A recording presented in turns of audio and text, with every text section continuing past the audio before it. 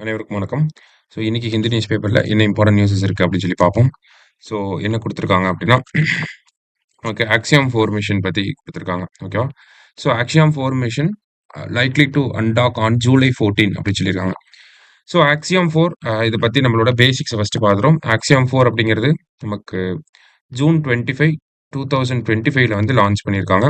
இது வந்து international space ஸ்டேஷனுக்கு எப்போ போயிருக்கும் அப்படின்னா, அடுத்த நாள் ஜூன் 26 வந்து இன்டர்நேஷனல் ஸ்பேஸ் ஸ்டேஷனுக்கு வந்து போயிருக்கும். சரிங்களா? ஸோ இதோட லான்ச் வெஹிக்கிள் வந்து பார்த்தீங்கன்னா, ஃபால்கான் 9. ஃபால்கான் 9 அப்படிங்கிறது லான்ச் வெஹிக்கிள். லான்ச் பிளேஸ் வந்து Kennedy space centre. Kennedy space centre. அது எங்க இருக்கு அப்படின்னா, அமெரிக்காவோட ஃப்ளோரிடா அப்படிங்கிற சிட்டில இருக்கு. சரியா? அடுத்தது இவங்க பயணித்த அந்த விண்கலத்தோட பேர், ஸ்பேஸ் கிராஃப்ட்டோட பேர் வந்து டிராகன் ஸ்பேஸ் கிராஃப்ட் அப்படின்னு சொல்லுவாங்க. அண்ட் தென் எவ்வளோ ஆஸ்ட்ரோநாட்ஸ் போனாங்கன்னா, 4 ஆஸ்ட்ரோநாட்ஸ் வந்து போயிருப்பாங்க. யாரெல்லாம் அப்படின்னா, அமெரிக்காவோட பெக்கி விட்சன். இவங்க தான் வந்து கமாண்டர் ஆஃப் த மிஷன். அடுத்தது வந்து ஆ போலாண்டோட உஸ்னான்ஸ்கி, ஸ்லாவோஸ் உஸ்னான்ஸ்கி அப்படிங்கிறவரு. அடுத்ததா பார்த்தீங்கன்னா, திபோர் கப்பு, ஹங்கேரி அப்படிங்கிற நாட்ட சேர்ந்த திபோர் கப்பு அப்படிங்கிறவங்க. அடுத்தது இந்தியாவோட சுபான்ஷு சுக்லா. இவர் தான் வந்து பைலட் ஆஃப் த மிஷன். சரியா?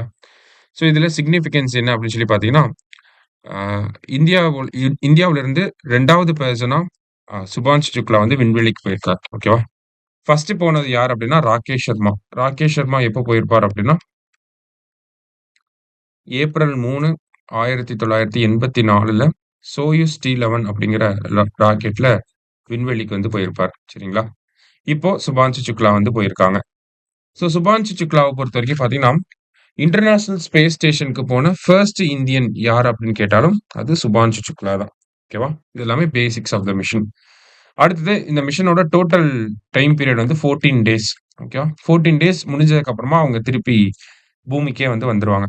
ஸோ அந்த அந்த அதுக்கான அன்டாக்கிங் ப்ராசஸ் அப்படிங்கிறது எப்போ ஸ்டார்ட் ஆகுதுன்னா, ஜூலை 14 ஸ்டார்ட் ஆகுது அப்படிங்கிறது தான் இந்த இடத்துல நமக்கு குடுத்துருக்காங்க. சரியா? ஸோ அன்டாக் பண்ணி மறுபடியும் அங்கருந்து எர்த்தோட ஆர்பிட்குள்ள வந்து அப்படியே கொஞ்சம் கொஞ்சமா எர்த்துக்குள்ள வந்து இந்த கடல் பகுதியில வந்து விழுவாங்க. சரியா? ஸோ இதுதான் அந்த அன்டாக்கிங் மிஷன பத்தி இந்த இடத்துல குடுத்துருக்காங்க. அண்ட் தென் இதுல முக்கியமா ஆ சுபான்ஷ் சுக்லா இந்தியாவோட இஸ்ரோ சார்புல நெறைய எக்ஸ்பெரிமெண்ட்ஸ் வந்து பண்ணிட்டு இருக்காங்க. என்னென்ன எக்ஸ்பெரிமெண்ட்ஸ் அப்படின்னு பார்த்தீங்கன்னா, மைக்ரோ ஆல்கேல ஒரு ரிசர்ச் பண்றாங்க. சயானோ பாக்டீரியால ஒரு ரிசர்ச் வந்து பண்றாங்க. மசில் ஆ மூவ்மெண்ட்ஸ், மசில் டிஸ்ஃபங்ஷன் பத்தி ஒரு ரிசர்ச் வந்து பண்றாங்க. அடுத்ததா பார்த்தீங்கன்னா, ஆ நமக்கு வந்து இந்த அவுட்டர் ஸ்பேஸ்ல அந்த வந்து கிராவிட்டி வந்து கம்மியா தான் இருக்கும். அந்த இடத்துல நம்ம கம்ப்யூட்டர் ஸ்கிரீன்ஸ யூஸ் பண்றனால நமக்கு என்ன இம்பாக்ட் ஏற்படுது அப்படிங்கிறத ஸ்டடி பண்றாங்க. லாஸ்ட்டா பார்த்தீங்கன்னா, இந்த பச்சை பயிறு, வெந்தயம் இந்த மாதிரியான பயிர்கள் வந்து விண்வெளியில முளைக்க வச்சு, அந்த பயிர்கள் மறுபடியும் பூமிக்கு எடுத்துட்டு வரப்பட்டு, அந்த விண்வெளியில முளைச்ச அந்த பயிர்களுக்கும், அ இன் ஐ மீன் எர்த்ல முளைக்கக்கூடிய பயிர்களுக்கும் என்ன வேறுபாடுகள் இருக்கு? அதெல்லாமே ஸ்டடி பண்றதுக்கான எக்ஸ்பெரிமெண்ட்ஸ் எல்லாத்தையுமே நம்ம சுபான்ஷு சுக்லா இந்த டீம் வந்து பண்ணிக்கிட்டு இருக்காங்க. சரியா? முக்கியமான ஒரு விஷயம். இது மெயின்ஸ் பாயிண்ட் ஆஃப் வியூலயுமே நமக்கு ரிஃப்ளெக்ட் ஆகும்.